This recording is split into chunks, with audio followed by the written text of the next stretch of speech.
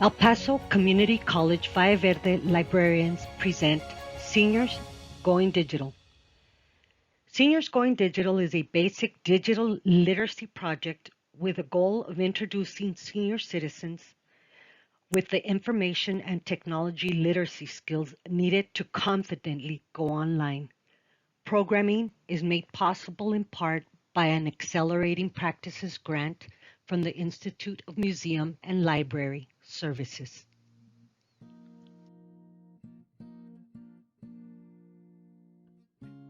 Join me, Katy Valtierra Piñón, and my colleagues Adrian Morales and Debbie Lopez as we present a series of programs for seniors going digital. Today's programming on Seniors Going Digital is on how to set up a personal email account on Google. Today's program learning objectives are: 1. Create an online email account on Google. 2. Log into your Gmail account and send an email to a family member or a friend. You may want to include a picture on the email and send it as an attachment. 3. Stay safe online using tips on how to recognize credible agencies, institutions, and organizations. And 4. Statistics about internet crimes that target senior citizens. This video was taken on my cell phone and was then sent as an attachment to my personal Gmail account. You will learn more about sending attachments like this video later in the program. Hello, my name is Katy Valtierra Piñón. I am a librarian at Valle Verde. I work for El Paso Community College. This video is for demonstration purposes. It is on how to send attachments to your Gmail account. I hope you enjoy this presentation. Thank you. Let's begin with what is an email account. Email is short for electronic mail. An email is a message sent between at least two people that may contain text, images, videos, or other attachments sent to an individual or group of individuals. You will also learn about the benefits of having an email account.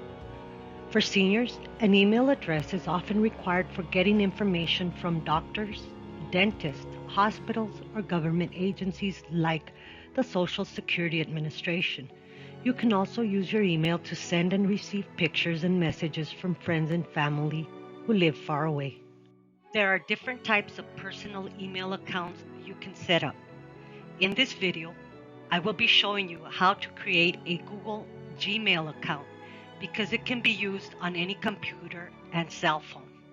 Let's get ready to set up a Gmail account. If you have your cell phone, go ahead and grab it and let's get you started. For this presentation, I will take you through a step-by-step process to demonstrate how to set up an account through Google. Follow me, watch, and learn. This step you may already be very familiar with, and that's doing a Google search. In this case, I typed in the words sign up for Gmail account and free. And then I click search, and it is the second entry on the Google search, and it says create your Google account, sign in. You'll want to click on that so we can begin. This is exactly what the page will look like once you click on that link. It will read create a Gmail account, and this is how you sign up for Gmail to create your Google account. You click on create account and you will be following the steps on the screen to set up your account. The first step in creating your Google account will be to add your first name, type in your last name, and then create a username. You can do this by using letters, numbers, and periods.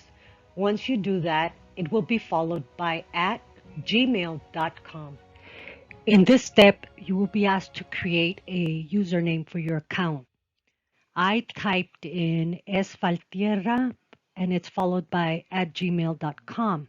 However, this username is taken and I am prompted to try another one. They also give me available ones here below. Valtierra 54, Sofia Valtierra 187, Valtierra Sofia 088. I do not like any of these options, so I will keep trying until I find one I like and that Google accepts. Now that you have created a username, you will need to create a password. I will explain why it is important to create a strong password and how to do it. The challenge here is going to be to create a distinct password that you can actually remember. Passwords are intended to keep your identity safe. Creating a strong password is a very important component when you create any account that requires a login. You are probably familiar with this process if you are already using online services like online banking.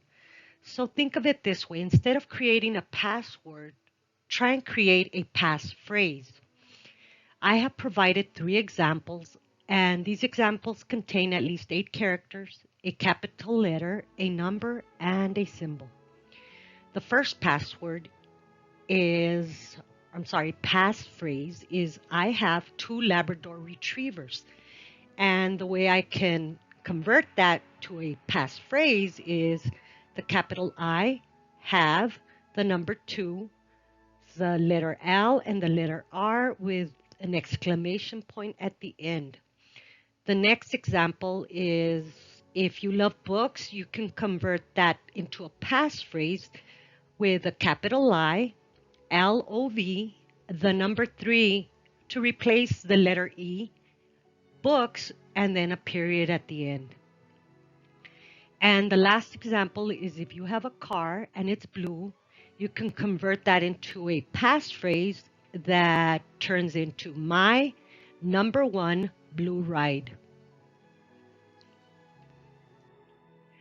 In this next step, you will be asked to include your phone number and a recovery email address. Now, these 2 entries are optional. I do, however, recommend that you include your phone number. It will not be visible to anybody else, and it is considered for security purposes. For example, any changes made to your Gmail account would be sent to you via text to the phone number you provided. And the next thing you will need to do is add your birthday, starting with the month, the day, the year, and don't forget to add your gender, and that is it. Once you finish setting up your account, you will receive a welcome message from Google. It will read, manage your information, privacy, and security to make Google work better for you. If you want to learn more about this, you will need to click on Learn More and go through the information provided. Once you have successfully created your Google account, Google will want to verify your phone number. You will need to enter that here, which is why I recommended earlier that you do enter your phone number. Google wants to make sure that it's really you, so it will send you a text message with a 6-digit verification code. By now, you should have received a 6-digit verification code on your messages on your phone. You enter it here and you are all set up. In this step, Google wants to know if you would like to get more from your phone. So you can decide whether to go ahead and say, yes, I'm in, or to skip it altogether. Here, their example on those services is your phone number will be used to receive video calls and messages, also to make Google services, including ads, more relevant to you. So to learn more about that, you could always click here on Learn More, and you can decide for yourself whether you would like to include that or just skip it altogether. And like all services, Google has privacy and terms that you must agree to in order to finalize creating your account. You will need to agree to the terms and services that are listed below. They are very lengthy, so you may want to take your time and reading through them at your convenience. This is a continuation of the privacy and terms set up by Google. Once you have taken your time to read through them and do agree, you must click on I agree to finalize your setup. This image here, it looks like a gear and it's a settings icon on your cell phone. This is the icon you will use to change your settings on your cell phone. You need to click on it to change your settings to add your Gmail account on your screen for easy access. Now, to add your Gmail app on your home screen, you will need to locate the settings on your iPhone. And you can do this in 5 easy steps. Step number 1, you will open your settings on your iPhone. You will tap on the mail icon. You will tap accounts to add your Gmail account. Then tap on Google and it looks exactly like that. And the last step, you will add mail account and enter your full Gmail account information. Make sure to save your settings so you can begin to retrieve your email using your Gmail app. Now, if you have an Android phone, it will be very similar to the one I described earlier for the iPhone. You will need to locate the settings on your Android phone to add your Gmail account. In 4 easy steps. Step number 1, you go to your settings on your Android phone. Then you open your Gmail app. You tap on menu and then you tap add account and enter your full Gmail account information. Make sure to save your settings so you can retrieve your email using your Gmail app. Now that you are online with a Gmail account, you could start to use it to receive and send messages either to doctors, businesses, friends, family in a very easy and convenient way. This part of the presentation is on how to send pictures, emojis, bitmojis, videos, or images to your email using your phone.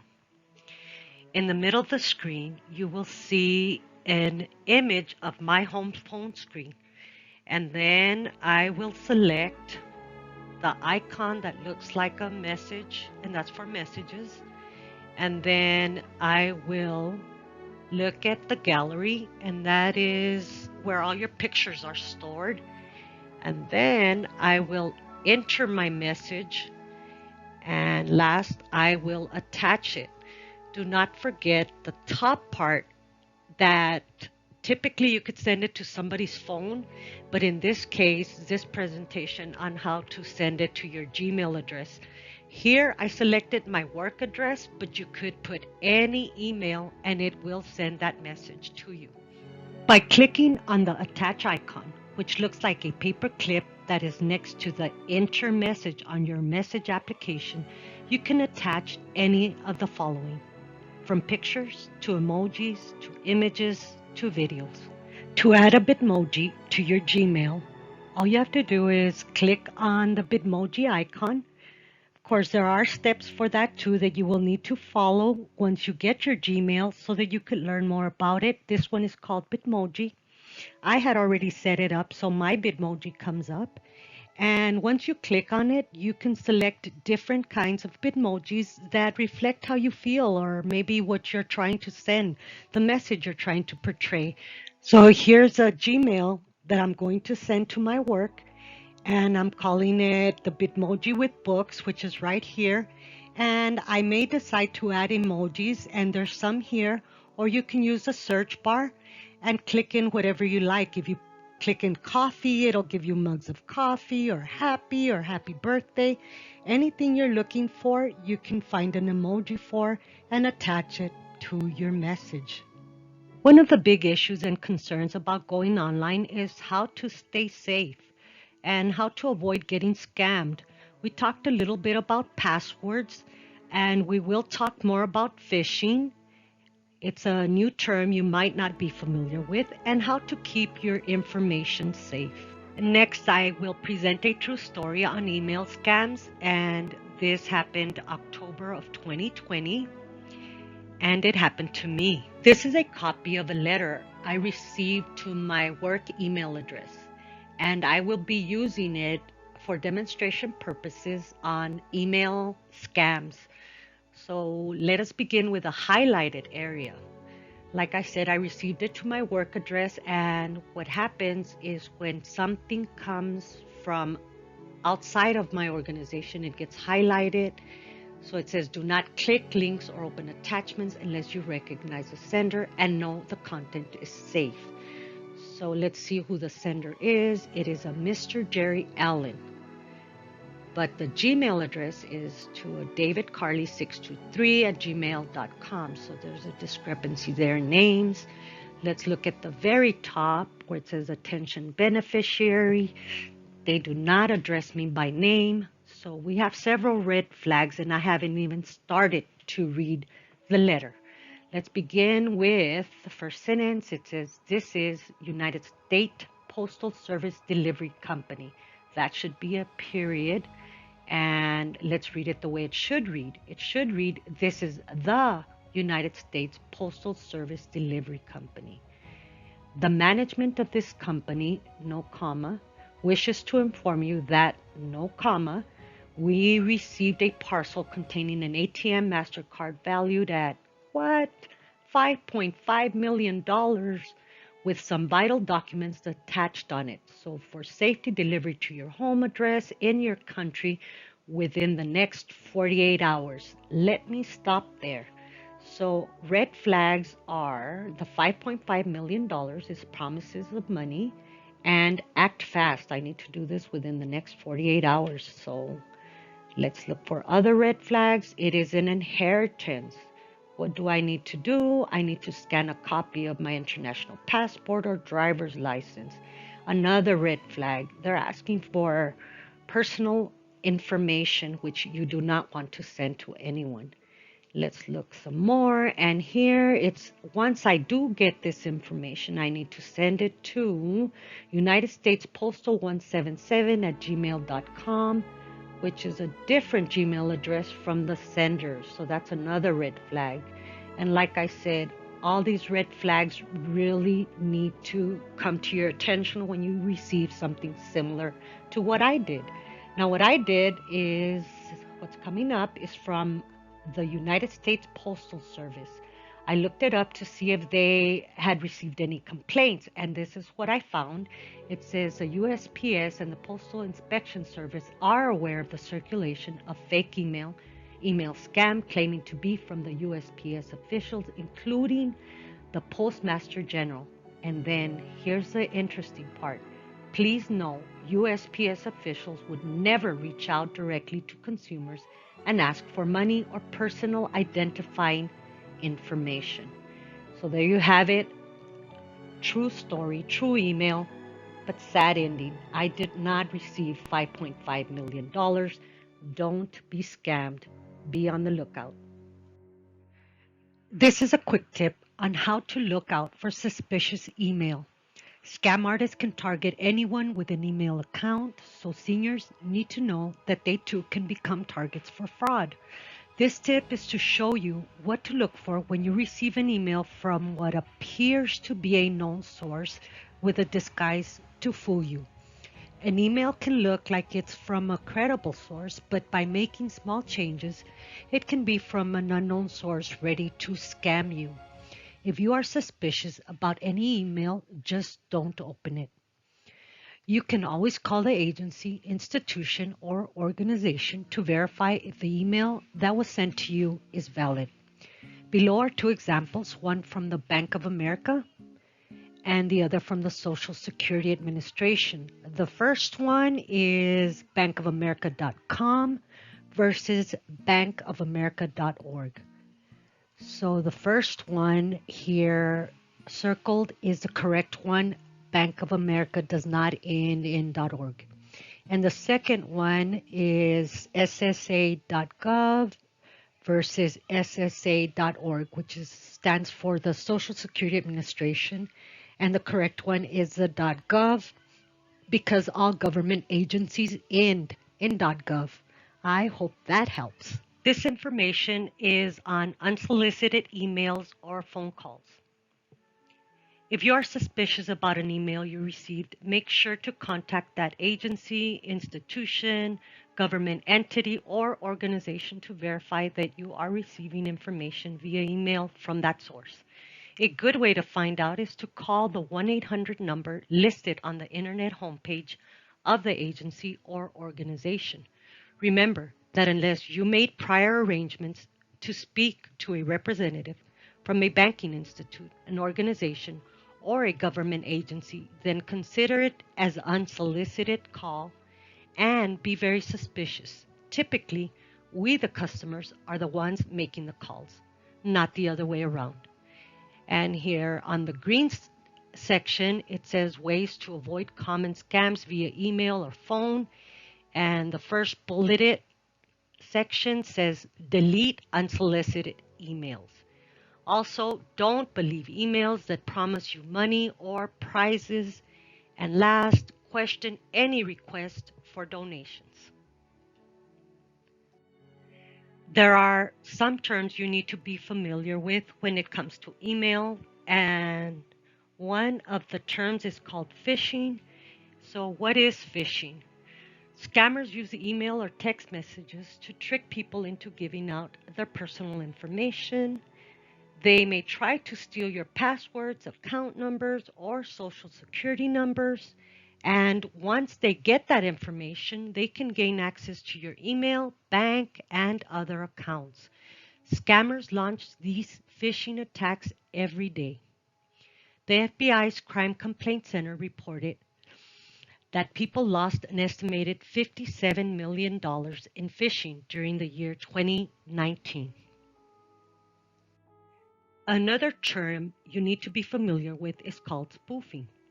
So what is spoofing? The information on this page is taken directly from the Federal Bureau of Investigation Internet Crime Complaint Center. FBI.gov is an official site of the United States government, U.S. Department of Justice. Spoofing is when someone disguises an email address, sender name, phone number, or website URL, often just by changing one letter, symbol, or number, to convince you that you are interacting with a trusted source.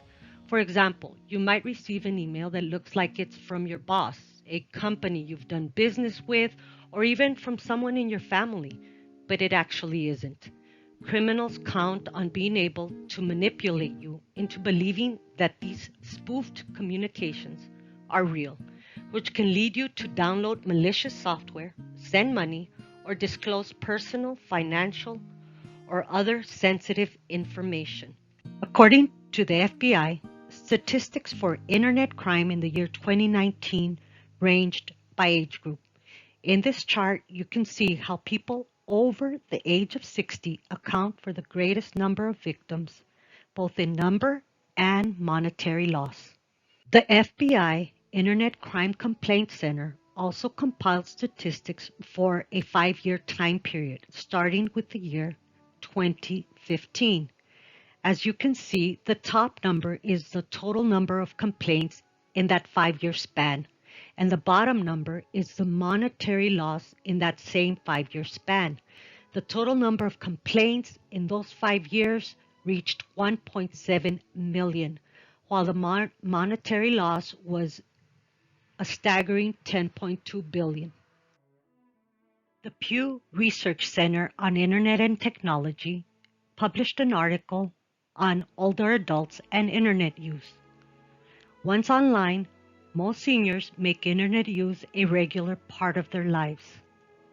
53% of senior citizens aged 65 and older use the internet or email, while 70% use the internet on a typical day, and 7 out of 10 senior citizens own a cell phone. According to the National Council on Aging, the NCOA, the top 10 crimes that target seniors are: number 1, Medicare health insurance scams; number 2, counterfeit prescription drugs; 3, funeral and cemetery scams; 4, fraudulent anti-aging products; 5, telemarketing phone scams; 6, internet fraud; 7, investment schemes; 8, homeowner and reverse mortgage scams; 9, sweepstakes and lottery scams; and finally, the grandparent scam. Staying Safe Online is another Seniors Going Digital program.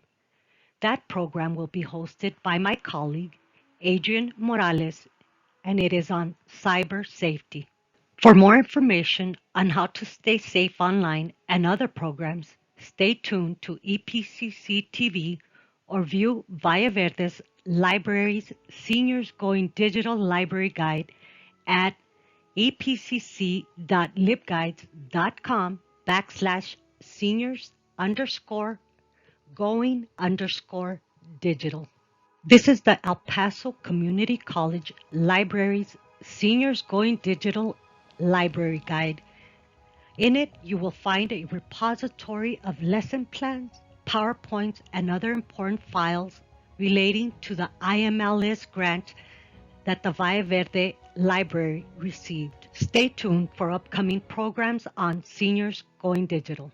We will cover everything from cyber safety to electronic mail, online shopping, texting with emojis, medical and e-government searches, FaceTime and Skype, YouTube, Instagram and Snapchat, online dating sites, and library searches. This project was made possible in part by the Institute of Museum and Library Services.